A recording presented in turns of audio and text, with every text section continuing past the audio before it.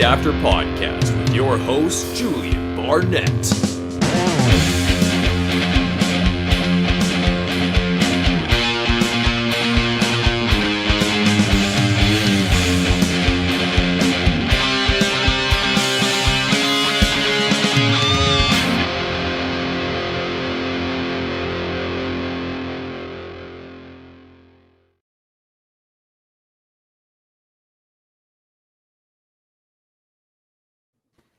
What's up, fantasy world? Welcome into the Point After Podcast, episode 70.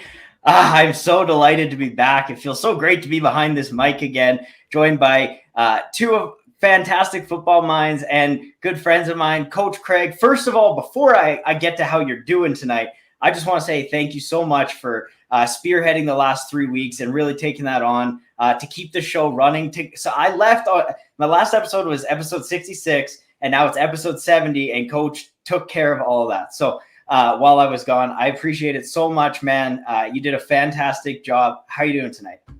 I'm doing all right. It's good to be out of the saddle. I'm like, it's more fun not being the host because it's like you don't have to worry about keeping everything going and who talks when and all that stuff too. So yes, definitely.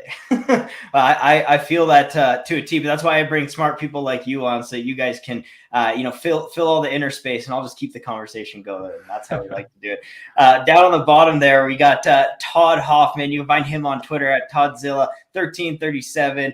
Todd, you've been on a few times, especially over the past few weeks, but even prior to me taking off for those 3 weeks. So thank you so much for coming on as well. And how are you doing tonight, man? Doing well. Thanks for having me on. Sorry I missed the last episode there, number 69. It was a nice one. And thanks for Craig for taking over on those. You did crush it. So excellent job on that. I just wanted to thank you as well. And glad I could be of help on some of those episodes. Well, we definitely, appreciate having you on here, Todd, and kind of become a staple on the show in terms of, what we want to do. I've been saying that I want to bring a third guy on, and we've been trying to have rotating guests, but you keep coming back, and I can't complain. So here we are. Thank you so much for coming on, man. So let's actually we'll get started into some football talk here, Coach. We're going to have you take over the injuries, but I just want to quickly just lay down, some big life things for me happened this week. And so, this past few weeks, I moved. That's part of the reason I took these 3 weeks off. I also, I got my class 3 license, which gives me the ability to drive, any tri-axle vehicle or less. So I'm very excited about that because I've been working to be a full-time hydrovacker and operator for a while, and I've finally seized that opportunity. So I'm super excited, and I just wanted to give everyone a quick rundown as to why I was gone. I was trying to watch as much football as I possibly could, but I'll be honest, it was tough. We moved and cleaned on the day that last 2 Sundays ago now. And which it was funny, guys. I brought myself a Wi-Fi modem, a router, and a TV, and I set it up on what the only cat stand that I left at the house. I set it up on there, so I still had a TV going, so I could watch some football. But I was very focused on cleaning the walls. So thank you guys so much for filling in the void and taking over the show over that time. I'm excited to be back. I'm excited to talk some football. And so, we've got week 9 on the rise. Coach, you and we've got a really big week coming up here in fantasy football, the reality TV show. It's going to be massive. I don't want to give any spoilers. I'm not sure what Mark has put out there. So, but definitely tune in on the primetime Fantasy Football Network. They've got all of the videos over there for that competition. So let's get into it. Coach, let's just go into the injuries real quick. A lot of stuff's going to be going on this week. I know you've been keeping up with all this, so let's take us through this. Yeah, and I will say Mark just put out the latest episode on the Primetime Network over there too about an hour ago, so definitely be sure to check that out. I was actually kind of just watching myself before this, so I love it.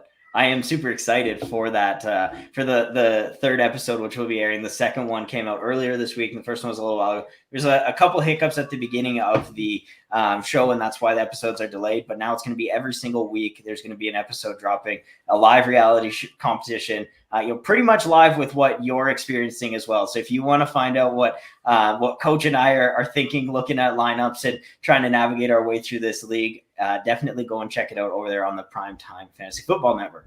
So yeah, coach, get us into these injuries. Spoiler alert, as of week 9, we are still both in it. Yes, we are. Yes, you're right. I threw that out there. But if you watch the first 2 episodes, then you're going to be doing good.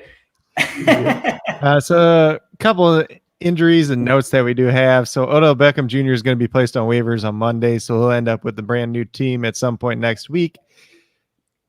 I don't think we need to talk too much about that. A bunch of other people have already Sorry, talked that was towards Dan. Sorry, coach. I don't mean to cut you off, but I just want to give a shout out to Dan Brown in the comments, popping in. It's been a while. Dan, I appreciate you. I miss you, buddy. I gave a praying like that, and I was actually communicating to Dan, but I imagine that it looked a little wonky when I was praying that Odell Beckham Jr. is going to hit waivers, because I really don't care, if I'm being completely honest. You really just want him on your Packers, I guess. Honestly, I don't even know, coach. I've kind of been out on Odell Beckham Jr. for a while, and a change of scene might change things for him, but I don't know. I don't have any shares, and I'm not going and buying any personally. Well, and I think nobody wanted to trade anything for him because he's got that shoulder that's all messed up right now too. So who wants a wide receiver with the bad shoulder? Not many teams, but somebody will claim him at that point, but not for $8 million or whatever he was owed for the rest of the year. Like 7.25, and then the remaining 2 years can be voided after that. So we'll see what ends up happening with that. Devontae Parker is on IR right now with his hamstring injury. It got worse again. So what else is new? Devontae Parker's hurt. Oh, Dan's saying that he trade Odell away. Yep. I love that for Terrace Marshall and a 22-second. That's unbelievable. Yep. That's fantastic. And then we have a couple. We have a couple of 49ers returning. We got George Kittle coming back this week. And then my boy, the king, Jeff Wilson Jr. is back. I love Jeff Wilson. Are you pumped, coach? I know how pumped you are right now. Yeah. I said my heart needed this when I was talking to Smokey and Nate the other day. Yeah. And it does. Yeah. And he's actually back about 2 weeks earlier than we thought he was going to be initially. So I don't think it's going to be a big game for him this week, unless Elijah Moore is out. Elijah Moore is questionable with the rib injury. He wore Elijah Mitchell. Yeah, Elijah Moore, he already played. We don't need to worry about him. He played on Thursday. Yeah, we don't need to worry about him. Twitter's already blown up about him getting 2 touchdowns and broken coverage. We don't need to talk about that anymore. But I love him so much, coach. But he wore a red jacket like all week in practice, was very limited. So we'll see if he ends up playing or not. If he doesn't play, then you're probably looking at some Jeff Wilson Jr., some JaMychal Hasty. Maybe you sprinkle in just a little bit of Trey Sermon. But I assume if Mitchell's healthy, if Hasty's out there, if Wilson's out there, Trey Sermon's going to be a healthy scratch tomorrow. I'm pretty sure about that. Then the other big one in that 49ers is Deebo Samuel. He's got a calf injury. He's been limited in practice all week pretty much. He's a true game time decision as per Kyle Shanahan. So if he doesn't play, we're looking at some George Kittle and some Brandon Ayuk looking a lot nicer. Yeah, most definitely. Todd, you got anything to add on the Niners? Just their offense in general. A lot of guys banged up, but some guys coming back here. Yeah, it's a lot of shuffling parts. As far as Deebo, I'm not exactly sure what's going on there, but I kind of assumed he was more on the doubtful side of questionable there. So if they're getting Kittle back, he's probably going to have a little bit of a snap count there, but Deebo's out and Kittle's coming back.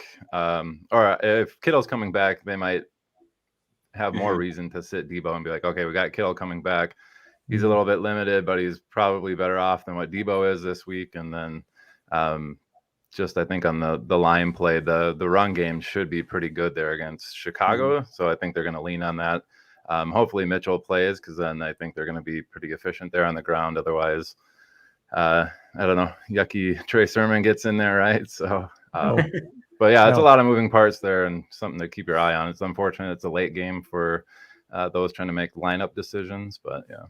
Yeah, definitely. That's where it becomes tough, right? Is when you're trying to decide if you want to play Deebo over, Brandon Cooks or Cortland Sutton. Like, if you're in a situation like that, it becomes really tough. But I'll just add, I think they could both be limited. We could see, we could see George Kittle on a snap count as well as Deebo Samuel, both still in the game, but just limited snaps. And from a fantasy perspective, I mean, if George Kittle plays, I'm putting George Kittle in my lineup. But Debo, he's kind of in the same conversation at this point, right? Like, what would you rather, him get injured in your starting lineup or him go off on your bench, right? That's the question you got to ask yourself. That's true. Depends who your other piece is, honestly. And I don't think Kittle's going to be that limited. I really don't, because George Kittle's like that type of guy. He's like, I'm going to be out there as much as possible regardless. Last year was a little bit different when he came back from like that leg injury that he had, because that was really getting back and acclimated. I think this is just a little bit different, but we'll have to see. Christian McCaffrey has been activated from IR. He is expected to play tomorrow, and he is on a limited touch count, supposedly, per Matt Rule. All right. So if you're looking at Chuba in a flex spot, are you interested? Nope, he's going out. he wasn't super effective even with the workload. Like, he was getting you by as a flex starter, but if he's not getting that volume, it's not something that you can really count on sticking in your lineup. There's a lot better options out there than him, I think, this week. Mm-hmm. Coach? Yeah, so I am not playing Chuba anywhere. Christian McCaffrey for me is going to be like a low-end running back 1, high-end running back 2, since he is going to be on some type of snap count, some type of touch count. Chuba Hubbard, he's going to be like running back 40 for me this week probably. Mm-hmm. So not really interested in there. A name that I'll throw out there that's on a lot of waivers that people haven't been paying attention to all week is Devonta Freeman. I'd rather have him. He's going to be the lead back for the Ravens tomorrow in a game where I do expect them to kind of have their way with the Vikings. No offense, Todd. No, I agree with that statement, though. Freeman is somebody that I'm interested in, possibly as some DFS lineups. Well, and this will be a nice segue into our next injury. I believe PJ Walker is starting this game, right? Like Sam Darnold's out with the concussion, or Coach? This is still up in the air. So okay. Sam Darnold was actually able to clear concussion protocol today. However, he is still dealing with a shoulder injury. So they haven't not announced who's going to start this week. Honestly, I don't think it makes a difference. I don't think PJ Walker is any worse than Sam Darnold is at this. He can't be any worse than Sam Darnold is with a bad shoulder for sure. He's got to be an upgrade over that. Either way, against the Patriots, probably not the best matchup for either quarterback, though. Yeah, that's fair. Fair. Lowest game total on the slate, so. Yeah, I feel like every Patriots game ends up being in the lowest game total. It's like in the bottom 3 every single week.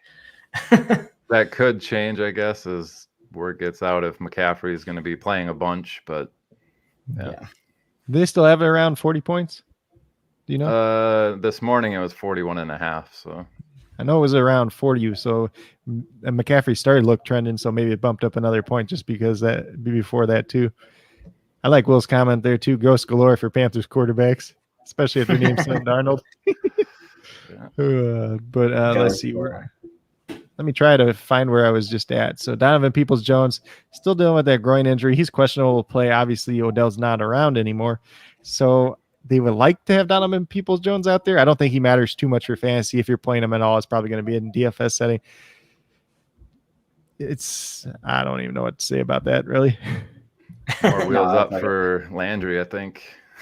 And just to clear it up, guys, the New England Patriots game is tied for the lowest points total with the Falcons and the Saints game at 41.5. Oh, that one got bet down. That makes sense. Ooh, Will's daughter says hi. Look, got my Gibby RB1 shirt, although it's hard to wear it these days.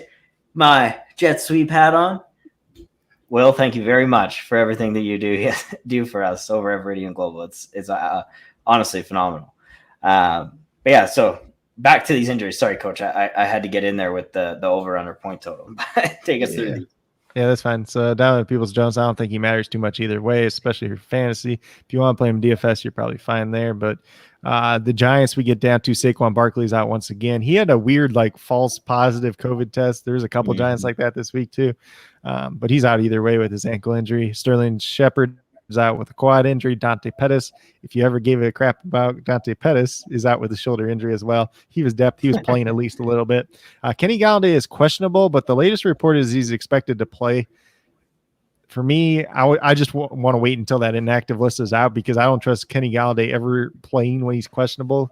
We saw it time and time again last year. So if he's out there, he doesn't move the needle for me at all. He's probably not somebody I want to start in general. I don't know if you guys have any different thoughts though. Not coming off injury. I want to see him get on the field and play a full game before I put him back in my lineup. I mean, at this point, you figured out options. You figured out a way to get by with weeks without him. So, I wouldn't be plugging him in unless I'm absolutely forced to.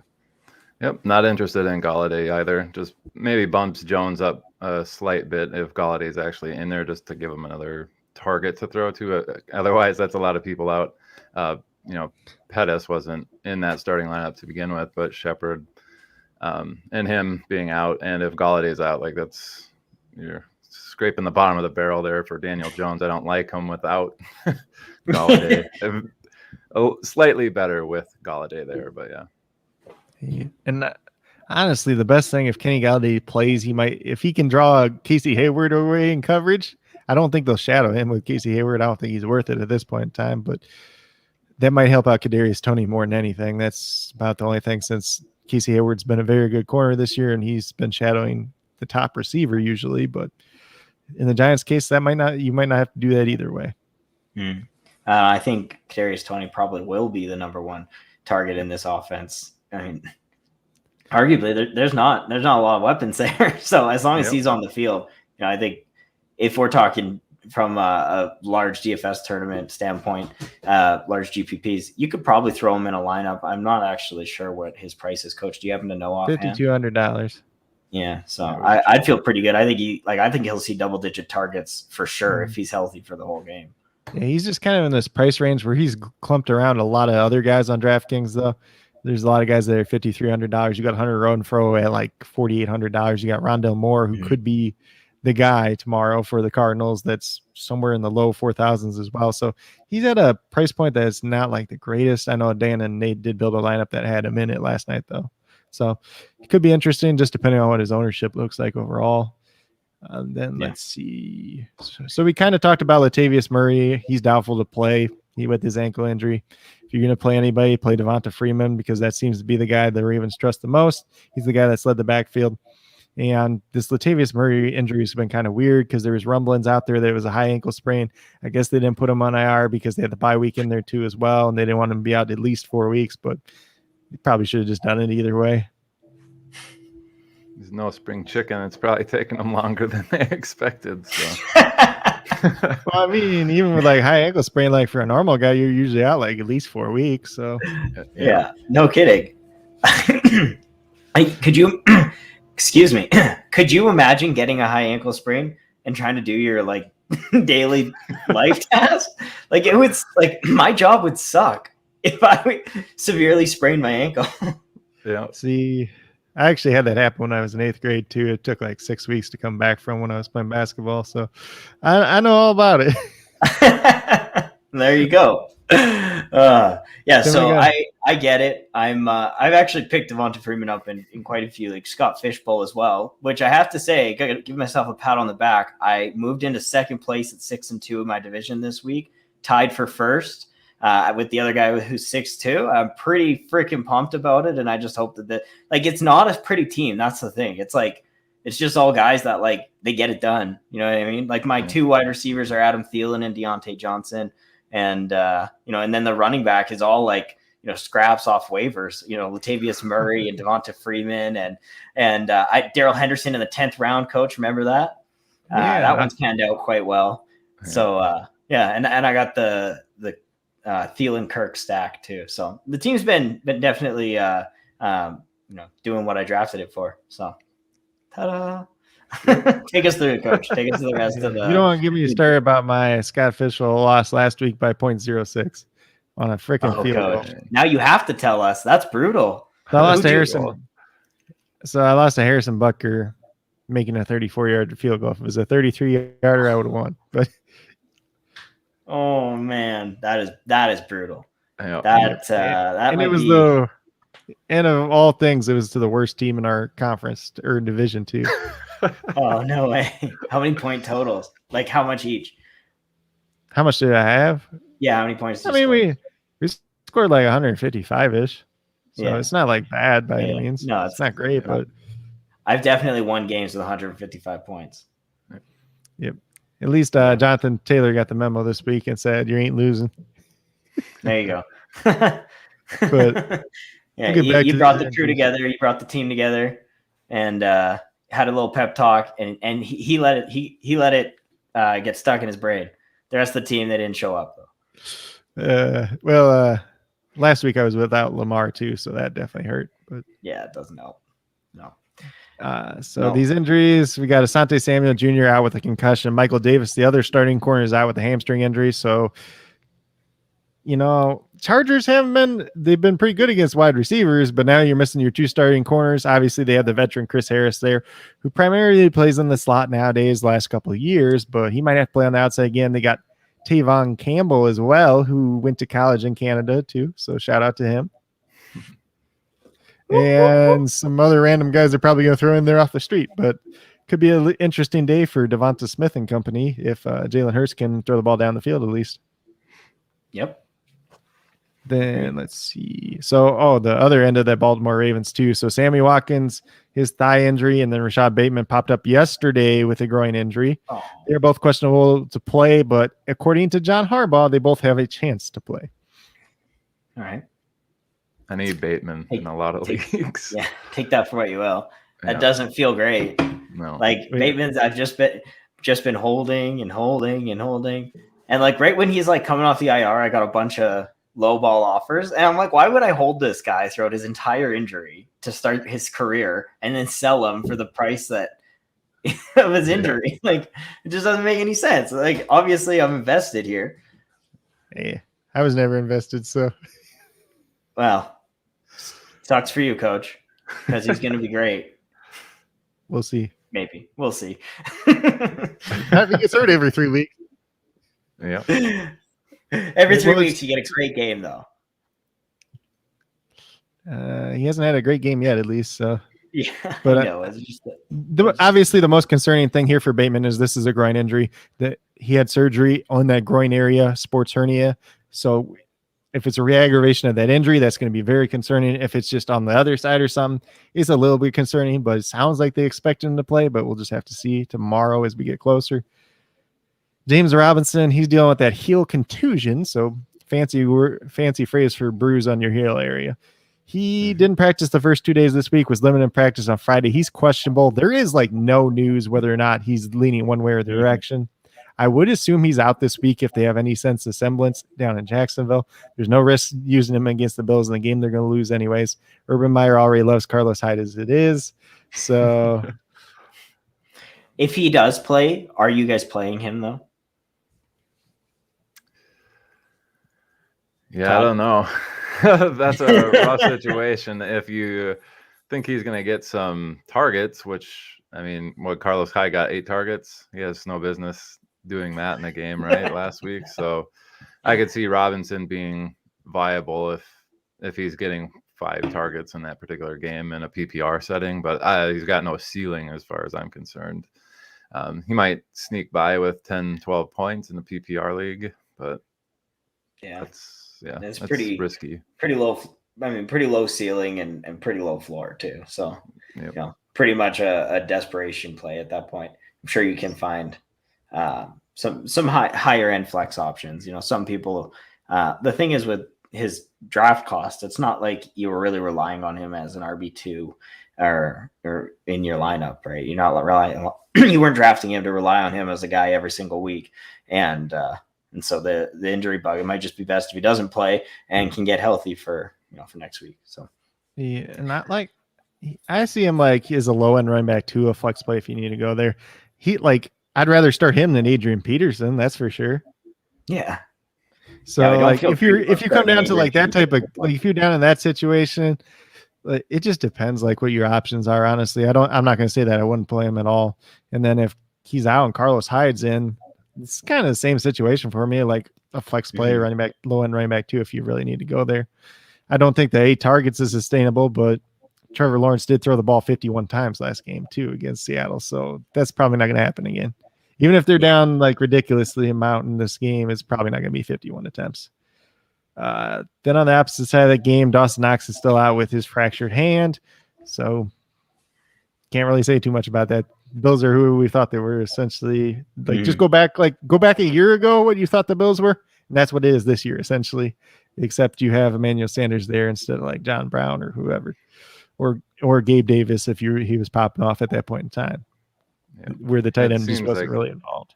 It seems like he has been the biggest beneficiary of their of that injury. It seems like they're running a lot more 4 wide with him on the field now and getting those red zone targets that Knox seemed to be sniping. Actually, a bunch of his touchdowns were coming from long range too. So yeah, he seems like the biggest beneficiary from that. Yeah. I mean, I thought maybe they'd use one of these. I thought for sure they were going to call up Quentin Morris off the practice squad, and then they bring up Khalil Warren instead. And my heart just broke because I love Quentin Morris, and Warren was on the Texans. I hated that draft pick. He just bounced around from team to team since the Texans cut him. He's just not good. First of all, like he can't block, he can't catch the ball. I'm like, you call that guy up instead. But that's my little rant there. We'll get down to Julio Jones should be back for. We'll get down to Julio Jones should be back for this game this week. AJ Brown did not practice Friday. Was listed as a knee, but he's supposedly going to play, so no real concerns there. Obviously, they're going to need both these guys with Derrick Henry out in a game that they're going to have to put up points because the Rams are going to put up like probably 40 points on their defense, like no questions asked. Yeah, it's hard to argue that. Yeah. Are you guys comfortable starting Julio this week? Would you be comfortable starting Julio as like your wide receiver 2 this week? It should be the better question. Like wide receiver 2 is still iffy. He's a wide receiver. Top 24 option, at least. Let's put it that way. I don't think he is. Julio's been a really tough guy to gauge this week. The only league that I actually have him is a huge 32 team. It's like the new place Wi-Fi went out, maybe. Yeah, it's pretty wild, but it's a lot of fun. And Julio was actually who I drafted as my wide receiver 1, I believe, in this league. And I got lucky on a couple picks, and there's keepers involved. And honestly, my team's not great because I drafted Julio as my wide receiver 1. But I thought, in a league like this, you need big upside. But he's just been a really tough guy to, gauge this year. And a lot of it's just been because he's been injured, and he always holds that risk. And so you just never feel like super confident. And then, previously there's been Derrick Henry that you have to worry about taking a large mass of the volume in this offense. And so, Julio's a tough guy for me. In that league, I'm going to play him. But if I'm in like a normal 12-team league, I think there's a lot of wide receivers I'd rather have over him. Yeah, I think I have him in my neighborhood 14-team redraft league, and he's currently on my bench just because I've had other wide receivers pop up that just are more attractive this week. But one of them was Bateman. So wait, you're playing Bateman over Julio? I was this week. I wasn't sure what Julio's injury status was at the time that I had put the lineup in, but that might flip-flop here. Okay, that's fair then. I don't think I'd go that far. And especially because AJ Brown, he played 40% of his snaps out of the slot last week. That's where Jalen Ramsey's lining up. So they might have to look to Julio Jones just a little bit more this week. Yeah. He could be drawing some coverage from Darius Williams, who's expected back from IR this week. But, typically I like to target those corners. They're a little bit banged up coming off, but now Julio's banged up too, or he's coming back from being banged up too. So maybe the matchup's a little bit more neutral there overall. Then the last injury set we have is from the Arizona Cardinals. DeAndre Hopkins has not practiced all week. He re-aggravated his hamstring injury last week against the Green Bay Packers. He's questionable to play. There's no real news about him. The thing with DeAndre Hopkins is, though, he never misses games. Like, he's missed like one game due to injury in his career, actually. The other game he misses because they were Texans already clinched the playoffs and he didn't have to play. So it's hard to see him missing, but I'm going to go into Kyler Murray here real quick too as well, because I think these two are very, very tied together this week. So Kyler Murray is dealing with an ankle injury. He's not practiced all week. He's listed as questionable as well. There's no real news if he's going to start, if Colt McCoy is going to start. I truly believe if Kyler Murray is out in this game, DeAndre Hopkins will also be out. But if Kyler Murray plays, DeAndre Hopkins also going to play. That's how I've been approaching it so far. It is important to note AJ Green is out. He's on the COVID list. All right. And there we have it. That's all our injuries. We did it, guys. Half an hour in.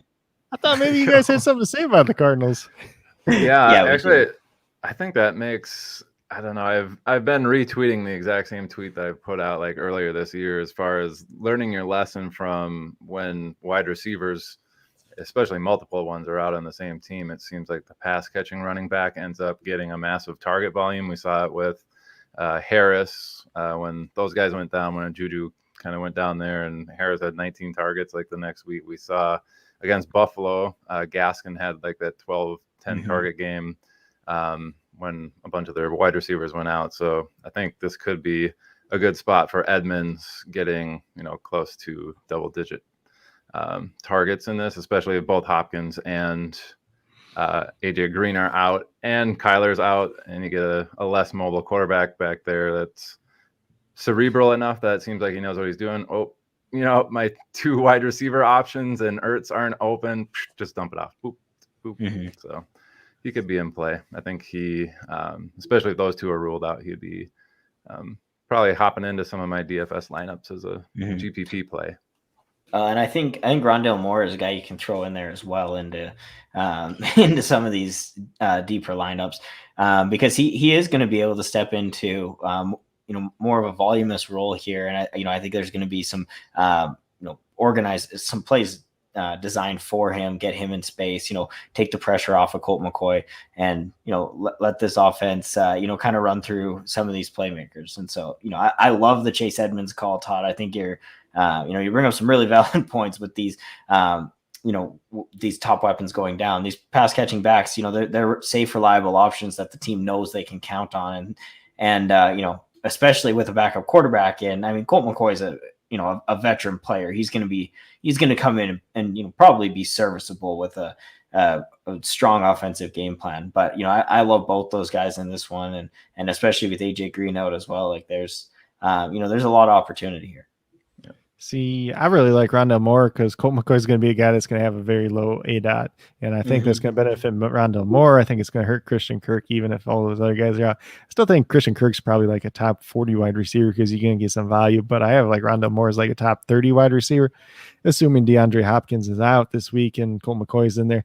And even like with what you were saying, Todd, with Chase Edmonds, even if Kyler Murray does play, it's not like he's going to be able to move, so they could dump down to Chase Edmonds a little bit more in that case as well. So it's a very interesting play as long as he can keep his shoulder in place this week. Yes. Yeah, because against the Packers, he came out with that play and it looked like he was going to be out for the rest of the game. I think he just popped his shoulder out of place and they just popped it back in on the sideline. He was in like 3 plays later. That's crazy, man.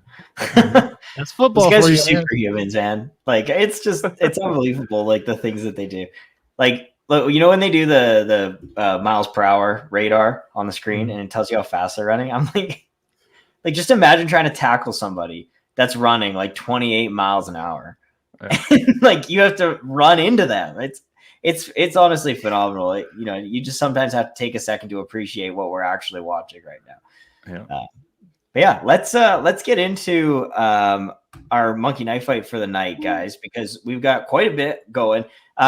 Before the show, the three of us all found out that the prices aren't out for Monday's NFL DFS Showdown, Captains Showdown. So we're gonna do a couple Monday night DFS slates on Monkey Knife Fight to make up for it. So let's get into this. We're gonna do just a couple touchdown dances, but we're gonna pick a few games. I've been playing a decent amount of these. We've been watching our friends over at the Gold Jackets QB podcast. If you guys haven't checked out Gold Jackets pod, Jim is doing a phenomenal run on his Going Bananas segment where he picks a touchdown dance from a couple games every week, and he's convert. I think he's like 90% right now, Coach. It's honestly phenomenal. And it's just free money if you just follow what Jim's doing. So we're gonna kind of take on a similar poll. I think this is actually an easier way to hit a lot of our touchdown dances to start the season. We had some good players in those situations, and then sometimes things just happen. But when you do like a specific game slate, you can narrow it down a whole lot. There's a lot less variables.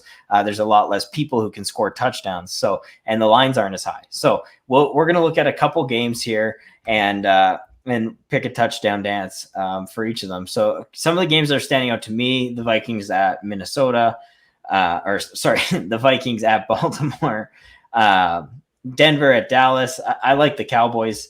I kind of like Zeke in this one for a couple touchdowns, but I'm not sure how I feel about Denver's options, so I kind of want to stay there. And Falcons and the Saints, I think is a pretty exploitable matchup too. So where are you guys at? If you were looking at your own setting this up for yourself, where would you be targeting?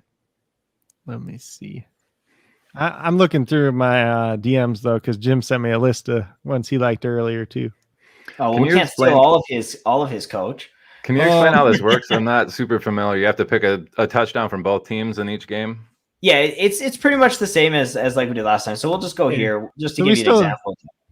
We pick 3 players still, Todd, but then you just pick from that game specifically. Yeah. So this one is the Vikings and the Ravens. And that one I would feel the most comfortable with on both sides of the ball. Yeah, exactly. Right. Yeah. That's the thing, right? So like, looking at, there's a lot of big names right off the hop here, right? We got 5 guys who could all feasibly score in this one.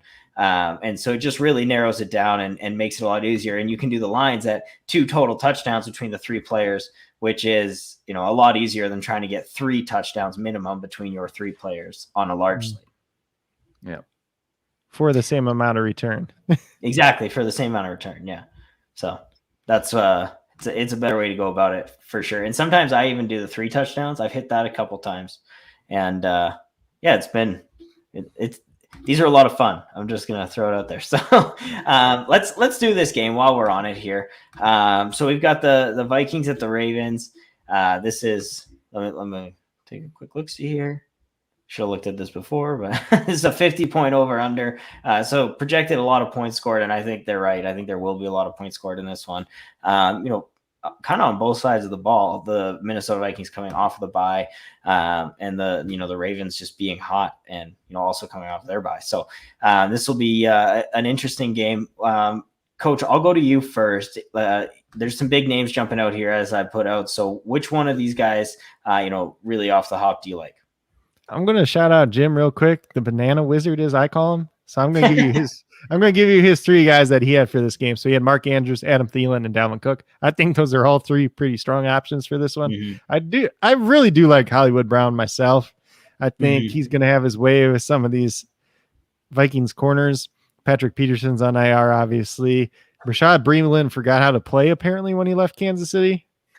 There's like Vikings fans booing him like when he's going to the sidelines and stuff. Cam Dantzler's been dealing with a little bit of an ankle injury, who's a prospect that I really did like quite a bit coming out of Mississippi State.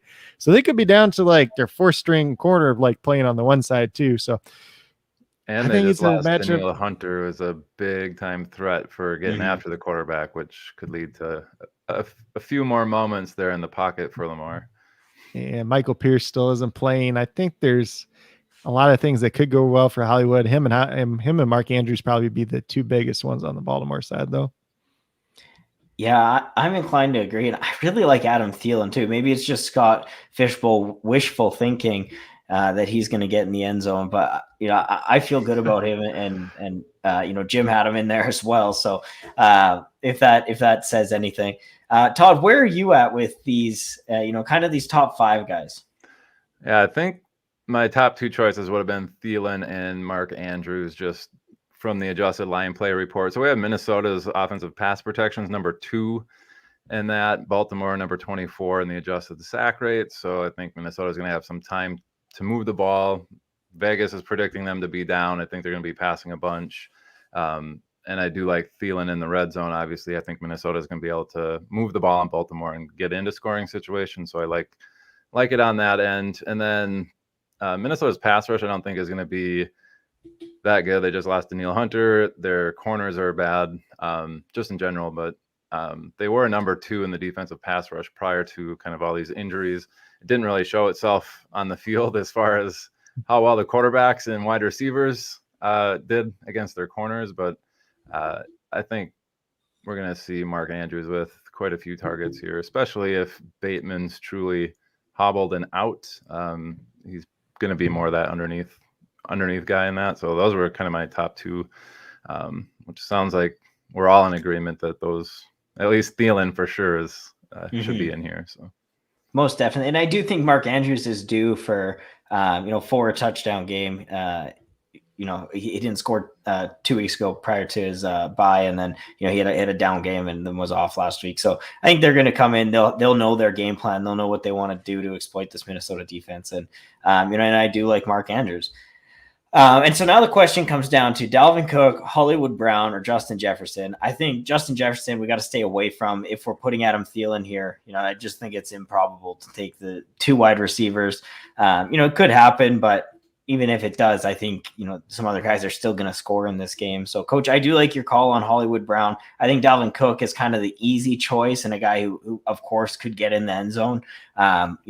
We all kind of know that, right? So I guess that's kind of what you're looking at is do you want the guy who's going to be, he's likely to get that goal line work where he's going to get that touchdown. Madison could come in, maybe vulture that, but probably unlikely, or the guy who's going to score on a big touchdown play. Both are probably likely in this game. So that's really what it comes down to. I'll let you guys kind of debate these last 2 guys, and then we'll settle on one here. Coach, where you at? I mean, I think Cook's the safer play for sure. And obviously in this game, you're going to try to go with the safer guys.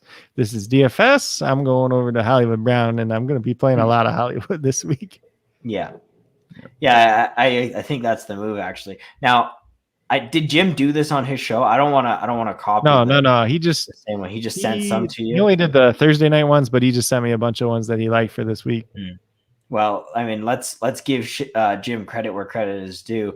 If we go with Dalvin Cook, this is the same lineup that he sent. Although oftentimes when I look at these touchdown dances, mine are very similar to Jim's as well. So I think we're kind of on the same wavelength in terms of how these things play out. And so, I'm happy to go in and lock Dalvin Cook into the lineup. And now this is where we do things differently. Jim always locks it in at just 2 total touchdowns times 1.5. I like to go up to 3 total touchdowns and get that times 4 bonus. And I think this lineup can do it. I think as it's probable that all 3 of these guys are going to score in this game, and one of them could score twice. And so, I never get all the way up to 4 total touchdowns. That's getting a little, 4 total touchdowns. That's getting a little risque for me. That's really betting on yourself. But the 3 total touchdowns, I think, is totally plausible. So I'll ask you guys. I'll let you take me through your thoughts on that, and then we can go from there. Todd, where are you at? Would you set this at 3, or are you going at 2? I like the 3 option. We did have a little bit of narrative street there with the offensive coordinator in Minnesota at some point this week saying they're going to get Dalvin more involved than what they had been. So if that's in the OC's mind, it might be like, hey, yeah, we're on the 2-yard line. We're just plunging it in, giving them 3 attempts to get it in, or 4 attempts to get it in, just to get them into the end zone. Kirk Cousins has had this crazy high, or the Vikings in general have had this crazy pass touchdown or run touchdown differential. So I can see Cook just on narrative street getting in this week. So I like his chances of getting one. I like Andrews and Thielen getting one as well. And I think any of these 3 players are capable of multi-touchdown games. We've seen it many times throughout their careers. So if one of them fails, I feel pretty good that one of these other guys could pick up the slack with 2 of them. So I would lean 3, or the 2.5. Sorry, yeah. And Coach? I'm risk averse, so I just do 2, but it's your money, buddy. Well, if you guys take a look over here, it's probably real tiny, but I did win $100 last week with 2 of these fight props. So I threw 20 down on it. That pays out $80. Actually, last week I did 10. That pays out 40. And then I also had the Carson Wentz promo over under, which I took the under on Mike White, who unfortunately got injured mid-game. I was starting him in a couple places, kind of forced into it in a few situations, and he was on fire. He was looking great, and then he got injured, and that sucks. And then Josh Johnson, coach your boy, look at this guy. He just like gets up here, like there's a time and a place, man. But yeah, he came in and I mean he looked fantastic, to be honest. But I think Mike White would have had similar production. So the under I don't think would have hit, but I think I could have been better in a couple other leagues. So but yeah, let's go ahead and lock this in. Our first touchdown dance will give the people what they want. I hope it doesn't tell me that the contest is. Look at that. We did it. It was good 2 weeks in a row. I think it's getting better at timing out because last week it didn't time out either. Ah, there we go. Look at that. They're getting shout out to together. What's up? Monkey Knife Fight stepping up their game. All right, guys, let's do one more. I also like in this afternoon slate, we've got the Chargers and the Eagles. I like that game. The Titans and the Rams. I like that game as well. And then a couple banged up or backups coming into the game with the Packers and the Chiefs game, and then the Cardinals and the Niners game. So do any of these stand out to you specifically? Let's see. Anything but Bears and Steelers. Yeah. Don't look at that. Besides that, and the Patriots and the Patriots and Panthers. Might not be 3 touchdowns scored. Like you have to get it perfect. Yeah. You have to get everyone. Yeah. Oh man. So I'm looking at the Titans and the Rams game here. And this is definitely going to be, I think a high scoring game. I really like Cooper Kupp and Darrell Henderson. The question is the Titans side of the football. I really don't know how to attack that, and I don't want to grab 3 Rams. Yeah. So yeah, it might be Julio. That might be the best way to go about it. Otherwise, it's Adrian Peterson. Yeah, I was gonna say Adrian Peterson potential. Honestly, I think he could get he's gonna get that goal line work. I don't think he's gonna be super involved between the 20s. They also elevated Deonta Foreman when we talk about the Sunday night slate too, who is a big back. He could steal some of that goal line work too. That's true. Although if Deonta Foreman, man, remember the hype on that guy? He tore his Achilles. It took him 2.5 years to come back. Can you blame him? Imagine trying to do your day job with a torn Achilles, coach.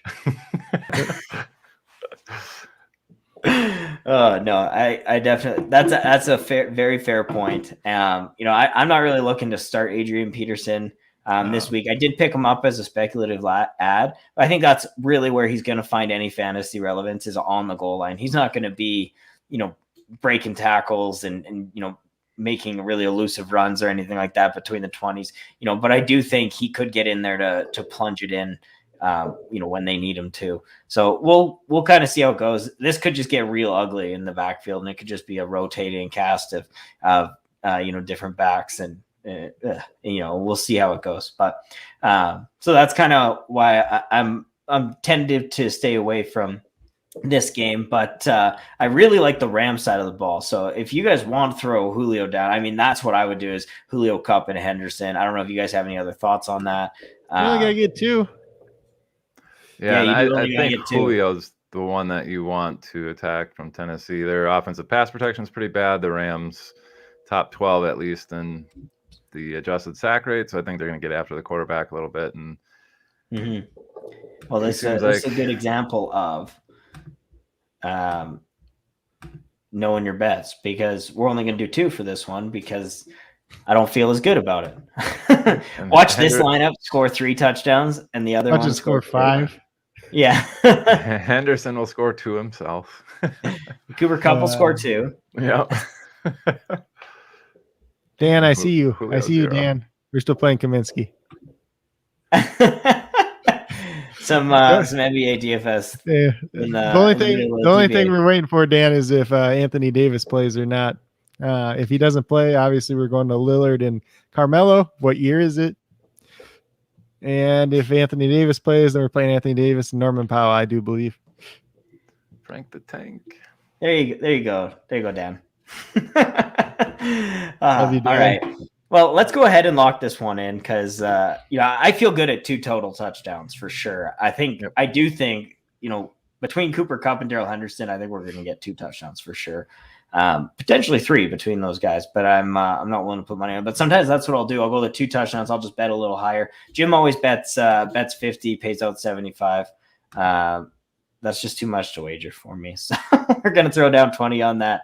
Well, what do you guys think? Like take me through this because this is all house money, right? So from a philosophical standpoint, are you willing to pay up for to get a little bit more of a payout at a safer bet, or are you more adverse to go the other way where you would do a higher touchdown total and bet less money? If you guys have any thoughts, I don't know if you do. I know we've talked in the DMs. You guys say you're a lot better DFS players. I like to do a lot of bets like this myself. So if you're not comfortable, just let me know. Yeah, I mean, I'm not super familiar with this, but odds of hitting 2 touchdowns out of 3 people versus 3, probably pretty significant. So betting a little bit higher on the less risk is, in the long run, probably better for your bankroll. But I have no data to back that up with, no stats, nothing. That's just my gut It's feeling. okay, Todd. Here at the point after, we just talk about thoughts. Flew right out of my butt into the mic. Here you go. Here, take this word. No, that's good. Coach, you got any thoughts on that? See, I don't bet a lot of money unless it's something that I'm guaranteed is going to happen pretty much. So shout out to Prize Picks, obviously, but they've had some defensive stats where it was guys getting tackles. It was over under, and it's this guy's playing 20% of snaps. There's no way he's going to get 8 tackles. So yeah, I'll put $50 down on that. Yeah, I did that. I thank you for that because you hooked me up with Zach Cunningham at over 8.5 sacks. Sure. and tackles. And it was I think it was probably 8 because he's been stuck at 8 for a while. But unfortunately, we can't bet that one this week because Christian Kirksey's out. So Cunningham might actually play. Oh, man. Yeah. And then Eric Wilson last week lost me $50 just because he was inactive. So then it dropped the payout down to 2 times or to 3 times instead of 4 times. I hate when that happens. Now he's on the Texans because he got cut by the Eagles. He was literally the Eagles' best linebacker, and they're just yeah, we don't want you playing. What? I guess, Todd, you probably know about Eric Wilson since he was on the Vikings last year. He actually played all right with them last year. Hey, he was all right. He wasn't that bad. It's just filling in for everybody else. Yeah. Yeah. All right, guys, I'm going to go ahead and lock this one in. We'll lock that in at $20, and hopefully we can make some bank. Boom. All right, so now let's get over to our DraftKings lineup. I'm going to pull it up here. Coach, do you want to just take us through the initial thoughts of this game, maybe the over under and point totals? So I don't have that up in front of me, but it's going to be a high score. It's going to be a high scoring game. The Rams are going to score a lot of points because the Tennessee's defensive backs are terrible. Literally terrible. And then they've been starting this Greg Maben guy they signed off the street 2 weeks ago. And he's been playing all the snaps, and now he's hurt too. Oh, goodness. So it's going to be bad is what you're saying. Yeah, the only thing to watch out on the Rams side, though, is Robert Woods has been dealing with a foot injury all week, so he's supposedly questionable. I expect him to play, but he might not end up playing. I think DraftKings actually priced up Van Jefferson just a little bit because of it, because I think he's $6,800. Let me pull my spreadsheet up here too. Interesting. But I mean, Van Jefferson, he's been playing great. Obviously, they cut Deshaun Jackson because of it, and everybody's like, "Oh, he's going to get more targets now." I'm like, Deshaun Jackson didn't play last week, and the week before that, he saw 5 snaps. That's not going to make your targets go up by 3 targets a game. Yeah, no, I like Van Jefferson, and I do think he's going to be the wide receiver 3 in this offense, as he's been. But I like at this cost for this particular showdown slate. I'm just looking at this. We've got Van Jefferson in the captain spot at, well, I'll just go to the normal flex spot at 6,800, and Tyler Higbee way down at 5,600. So I think I'd be more inclined to play him looking at those prices there, save the money so I can spend up and make sure I get Stafford, Cooper Kupp, and get some of the studs who I know are going to be really good in this lineup. Also, just to let you guys know, this is a $3 NFL Showdown, 150K, massive GPP. So we're really going for crazy upside here. So maybe we do get a little bolsterous here and get a little wild, because often the lineups that win these are a little crazy. I thought I had it pulled up on the screen. I'm looking at it. I was going to on say, my end. I'm like looking at it. I thought you guys were. Are you going to put it on the screen ever? Oh my goodness. But anyways, this is what we've got here. Welcome back.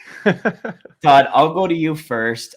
Take me through your thoughts on the captain spot. I think it's the easy decision is to go with the Stafford or Cooper Kupp in that captain spot, and a guy who is going to be a reliable target. But are you maybe looking to throw somebody else in so that you can have them in a flex spot later, or take me through your thoughts here? Yeah, it's kind of an interesting slate. Just the way that the Rams have blown out everybody. I kind of expect the same thing here with, I don't know, Tennessee has been putting up a fight against some of these better teams. That's the only thing that makes me a little bit hesitant to say that the Rams are just going to blow them out, but we've seen them throw in the scrubs there for like the last quarter in a lot of these games. So the idea of having Van Jefferson in the captain spot, like I think he's still a little insulated from that type of an environment where if they are up, 38-3 or somehow, going into the fourth quarter, like he's probably still out there playing, even with a huge lead, where they're probably taking out Henderson and they're taking out Stafford for sure. And I don't know. That's kind of my thoughts. I think the Rams are going to score a ton of points, so somebody from them in the captain spot, I think is where I'd be leaning anyway. Well, let me ask you: Is there any world where you think that the Titans can cover the spread here? It's 7.5 points, so not massive, but a full touchdown. By that implied total, you're pretty much saying no. They're not going to even be close to keeping up with this game, because if it's a 10-point game, Rams are probably going to keep their starters in, foreseeably. But if this really is a runaway, then we're going to see these guys get pulled. So I guess that's the question we really have to ask: what game script are we writing for this game, and how do we actually see it playing out? I'm kind of inclined to. I like Cooper Kupp in that captain spot. He is pricey though, and I'm also looking at Darrell Henderson. I think that he can be a guy we can throw in there, and then we can. It's usually I don't go with the quarterback and the running back for the same team if I'm playing the running back in the captain spot. I'm basically saying this quarterback or this running back is going to dominate this game, and I don't think the quarterback is going to be super effective. But I think if Robert Woods is out, we're going to see Darrell Henderson get a boost in targets. And, in this PPR setting, full PPR here on DraftKings, I think, this could be a guy who could blow up. And then when we get into the red zone, as we had mentioned earlier, when we did the Monkey Knife Fight touchdown dance, we picked him to get in there. So I think he's a guy we could put in there. Just my thoughts. Coach, where are you at? So my 2 favorite captain plays on this slate probably going to be Van Jefferson and Julio Jones. Van Jefferson, I do like his matchup quite a bit. Julio Jones, like there's that situation where Darius Williams comes back and he could maybe do all right for some, but he's not going to be the guy that's going against Jalen Ramsey the whole night. So it's going to be a better situation for him overall, unless we hear like he's on some type of snap counter or something like that. So he's one of the guys that I do like. If they're trying to keep this game somewhat competitive, he's probably going to have to be involved in it. They, between AJ Brown and Julio Jones, they don't have nobody else to throw the ball to. I'm sorry. Like I know everybody loved Anthony Ferkser at the beginning of the year, the offseason. He's been trash, like straight garbage. And then, you got guys like Chester Rogers, Marcus Johnson, Nick Westbrook-Akina, Josh Reynolds, who's done nothing essentially outside of one game. It's just revenge game. Yeah, there you go. Yeah. Blows up. I think there's a lot of cheaper options that are a little bit interesting too, just depending on, but it really depends on which of these guys actually end up active too. Cause it's like Chester Rogers at 1,800 is not terrible, but he had a goose egg last week.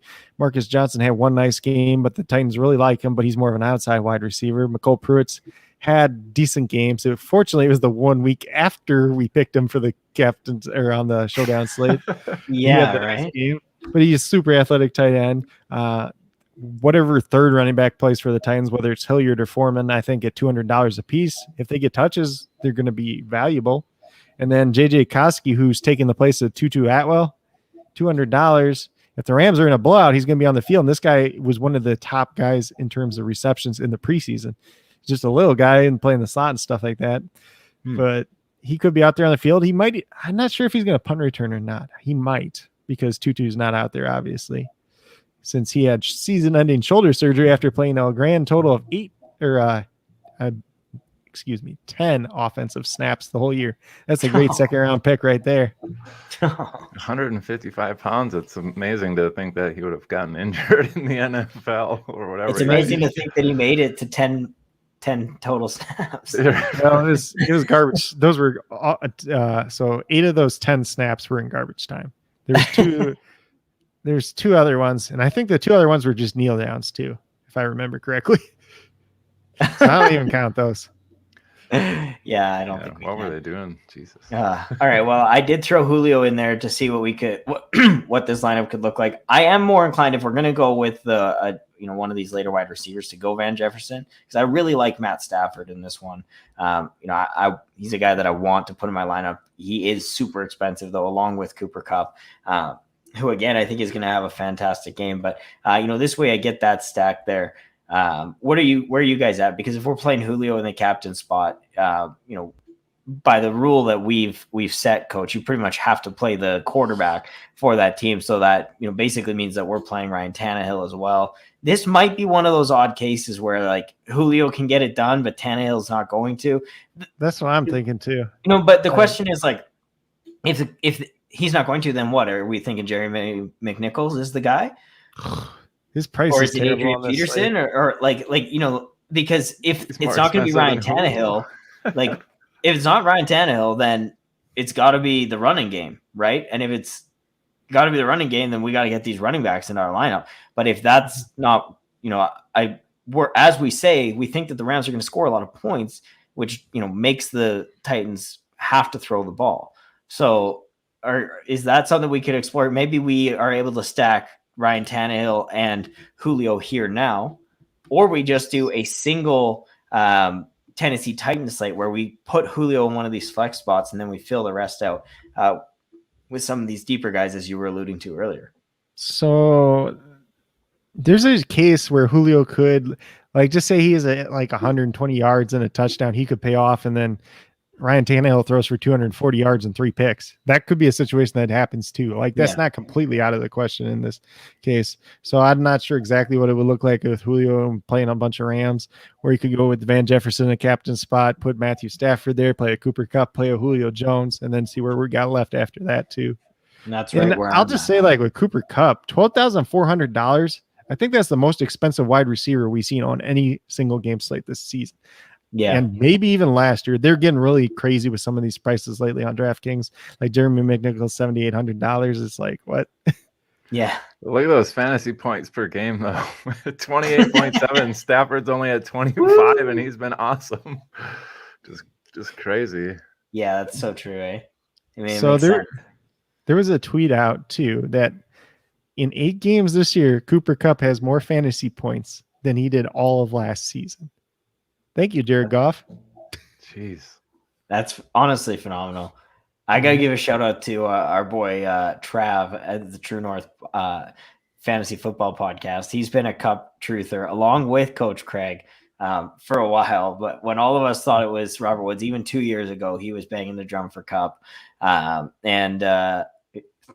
here we are. This guy's phenomenal. So I think the price is actually warranted because he pretty much does produce that. 28.7 fantasy points per game. I mean, that's just unheard of from the wide receiver position. I mean, it's surely not sustainable, right? I mean, we're 8 games in, so it's tough to say it's not. But but you can't come out and do that every single week. So that's the question. But at this point, we would be. We've got 2 spots left to fill. We've got $7,200 available. So we'd be looking at kind of 2 of these lower tier options. And, there is some guys I actually don't mind down here. I don't mind taking a shot on Adrian Peterson, getting into the end zone at 3,000. I don't hate some of these wide receivers, later wide receivers and tight ends you were alluding to, Coach. Where are you at, Todd? Yeah, I think fading Henderson in a large GPP like this is probably a pretty good way to get unique. So it looks like we're already along that path. I think he's going to be super popular in this game. So filling it in as far as maybe one of the Tennessee running backs, and like you said, kind of hoping for it's a Tannehill 230 or 240 yard game. Not necessarily a touchdown, or maybe he's got just one and it goes to Julio, and then hoping that we snag somebody else or do a 5-1 and do the Rams onslaught. I don't know. If I throw Dante Foreman in there at $200, we have 7,000 remaining, which doesn't help us a whole lot. We kind of get into that backup quarterback tier, and then we got Tyler Higbee's the next real true flex player. So, but then if we go Adrian Peterson, $3,000. Put the kicker in. We could put the kicker in, but we still can. Yeah, exactly. That's perfectly. But that's what I was thinking before that, because in this situation, we think the Rams are going to score a bunch of points. So the kicker's definitely in play in that situation. Yeah, most definitely. And it's intriguing to try and get up to 4,800 and play the Rams defense as well. Coach, I think you have some info on this, on the success rate of teams that play kicker versus defense. Which one has a higher hit rate? I don't know off the top of my head right now, but it's really slate dependent too. I mean, I think if you play the Rams defense here, this is the way to get kind of different, because nobody thinks the Titans are just going to kind of roll over and die. But the thing is, they haven't been that great in pass protection. Ryan Tannehill's a quarterback that likes to hold on to the ball for a long period of time, longer than most quarterbacks in the league, at least. Let's put it that way. Mm-hmm. And a lot of their stuff comes off of play action. And if their run game's not going, then you kind of minimize the play action, and then it doesn't hold up the linebackers. It doesn't hold up everything else. So maybe that Rams defense in there, that could be a way to get different as well. Yeah, especially if you're thinking like, oh yeah, it's going to be 240 and 3 picks from Tannehill. Yeah. Rams probably a good choice. And maybe that's part of how they get to 38-3 is a defensive score. But. Yeah, that's very true. To get them in there, we have to free up $600 here. So we're looking at Cooper Kupp potentially switching the captain around. But he is the cheapest player on our lineup. Maybe we could go with the Rams defense in the captain spot, and then get a little contrarian with it for a larger league like this. What do you guys think? What happens if you take Peterson out? Then let's see who we're looking at. What are your thoughts on Marcus Johnson? I know he's getting a lot of play with Julio out, but see, that's my concern. Is he's more of an outside wide receiver, super athletic guy, but he's just never put it all together. Chester Rogers, maybe I'm interested in like a little bit. Maybe. Okay, so maybe I don't like this guy, but if we're going the case that, Julio has a nice little game, Rams defense kind of roll, maybe the Rams kind of roll to start with them. Maybe you play that Nick Westbrook-Akina in there, get some garbage time work.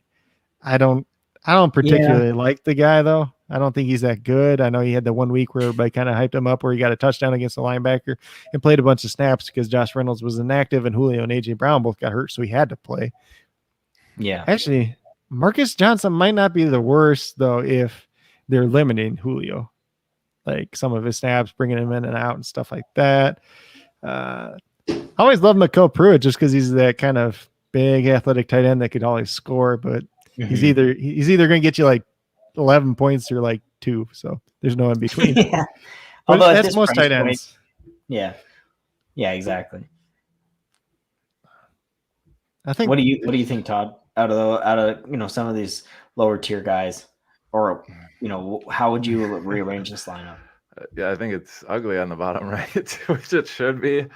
I would lean Pruitt or Marcus Johnson if we're going to go that route.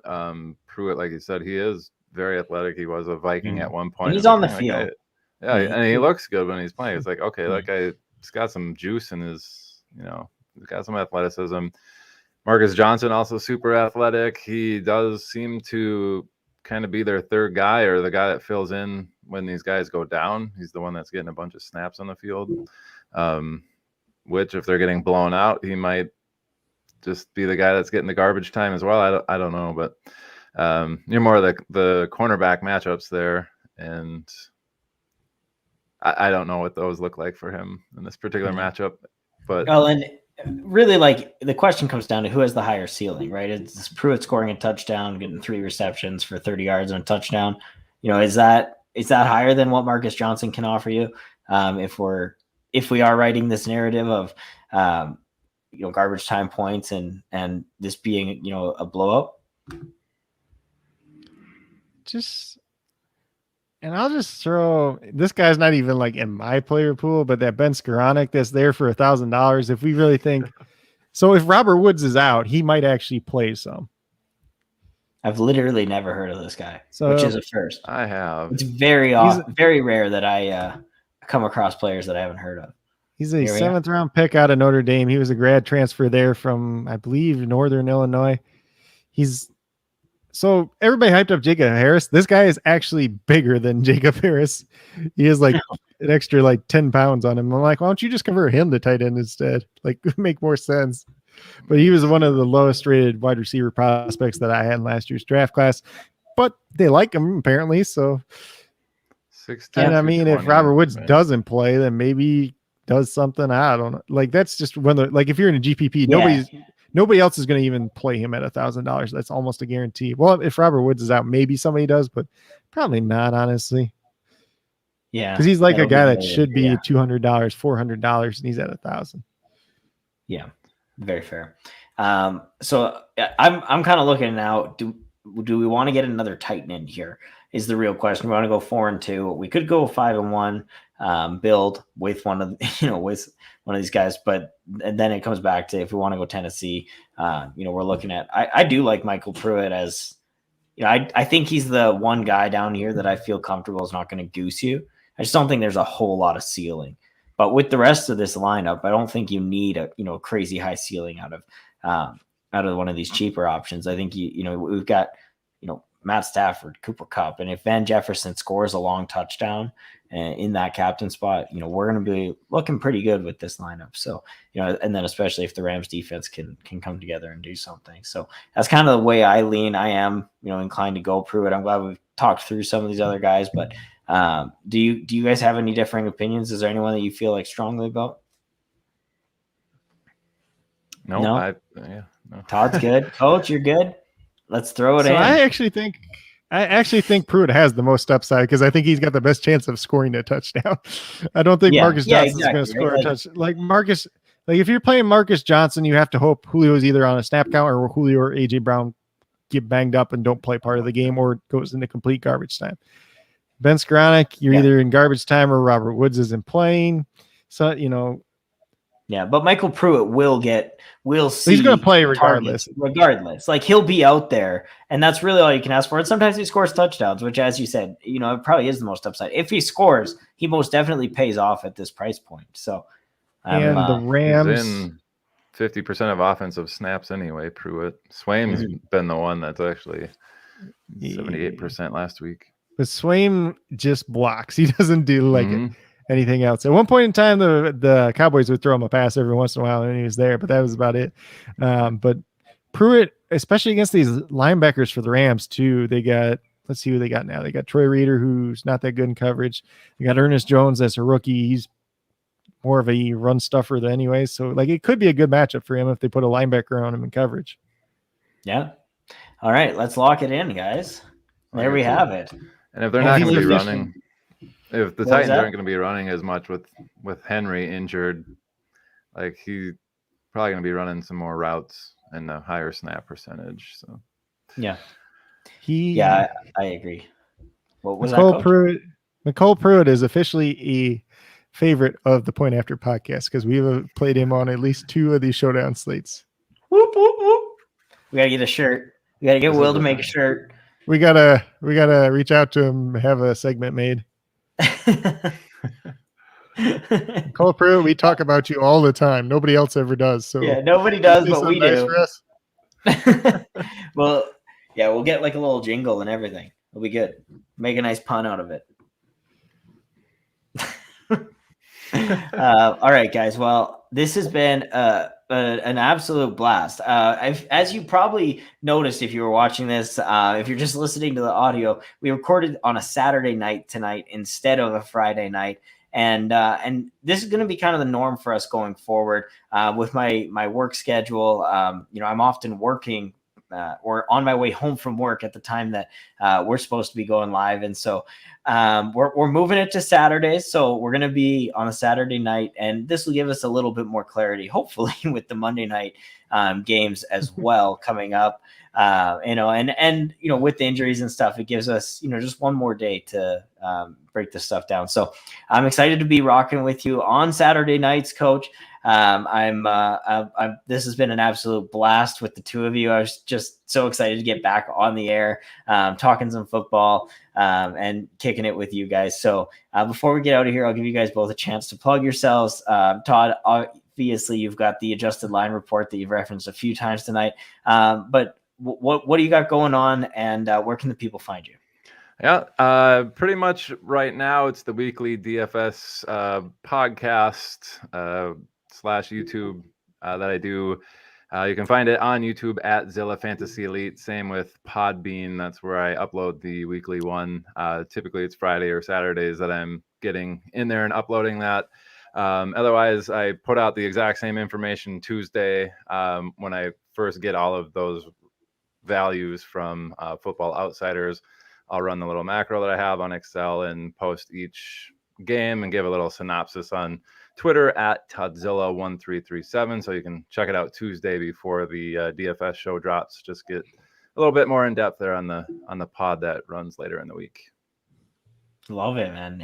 It's really, really cool too. I've taken a look at quite a few of your adjusted line report videos, and they're really interesting, and they've been very effective at this point through the first 8 weeks at predicting DFS success. So go check it out.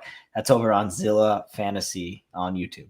And then speaking of YouTube, Coach, you can find Coach Craig on YouTube at Coach Craig Sports. He's dropping a video, 6 videos a week, if I'm not mistaken, which is pretty redonkulous, if I do say so myself. So, Coach, thanks so much for taking the time this Saturday night to get on here and talk some football with us. But yeah, if I missed anything, hit up the people. So I got 12 videos a week actually now. 12 videos. Yeah, because I do daily NBA DFS. So I go through my recap from the night before, talk about injuries in play, and then my picks for DraftKings and FanDuel, and my favorite picks at each play that I do like at each position. And I update that throughout the day. I list all the starting lineups. I list all the injury updates. So like if you want to be on top of NBA DFS, it's all right there. You just gotta keep clicking back every once in a while, which I guess is a gimmick to give me more views, but it doesn't really give you more watch time because nobody's going to watch the video the second time. But then they get the 5 videos for football during the week too as well. I did not do the dollar store stacks this week. Yesterday got a little bit too busy, but if anybody's interested in that, my thoughts pretty much the Browns are a cheap stack that you can go with Baker Mayfield. Pray to God he doesn't get hurt when he gets hit on the shoulder again. You can look at Jordan Love, who's super cheap. I expect him to be super chalky. And then who was the last one? Houston Texans, Tyrod Taylor. And I love me some Tyrod Taylor and Danny Amendola this week. You can get them for $8,200 on DraftKings. And the Dolphins are terrible against slot wide receivers. So, any love for Nico? Nico getting in there? Not this week. With Tyrod? No? Nah. Not against Byron Jones. Like, everybody's afraid of Xavier Howard, but Byron Jones is the one they should actually be afraid of. Howard just is the risky ball hawking guy that gets all the interceptions. Jones is like the guy that actually like shuts you down. Like, what was it last week they played against the Bills, right? And Emmanuel Sanders had 4 targets, no catches. Yeah, that was Byron Jones.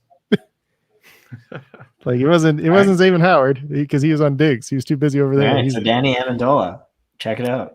Well, since Brian Flores has been there, they have been terrible against slot wide receivers. So I'll take that chance. You can take a chance on Brandon Cooks and stuff like that. You can go back to last night's Sons of Dynasty. Shout out to them guys. Watch their thing from last night. They're putting other things out on Twitter too on the Dynasty Sons at Dynasty Sons.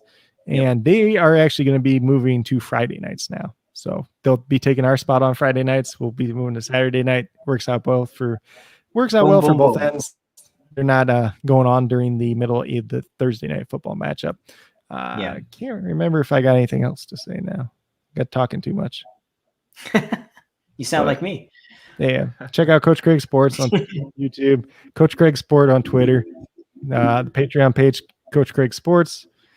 If you want anything related to snaps, snap count spreadsheets for offense, defense, for every single team, for every single player, all on one page. Nobody else that I know of has it where you can just look at everything. It's all right there. Let's just put it that way.